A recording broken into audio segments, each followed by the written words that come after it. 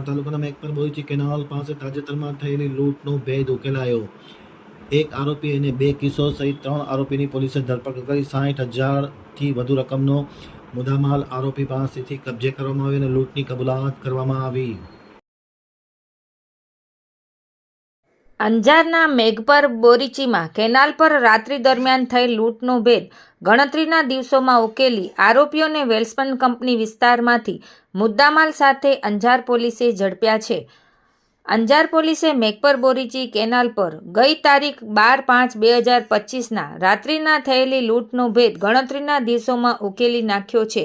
Police મહાનિરીક્ષક, police અધિક્ષક અને નાયબ પોલીસ અધિક્ષકની દેખરેખ હેઠળ પોલીસે આ સફળ કામગીરી કરી છે।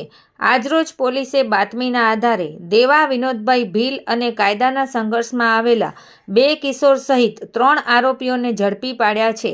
આરોપીઓ પાસેથી 5 મોબાઈલ ફોન અને ગુનામાં વપરાયેલું મોટરસાયકલ સહિત 60,000નો મુદ્દામાલ જપ્ત કરવામાં આવ્યો છે અને આગળની તપાસ પોલીસ દ્વારા ચાલુમાં છે।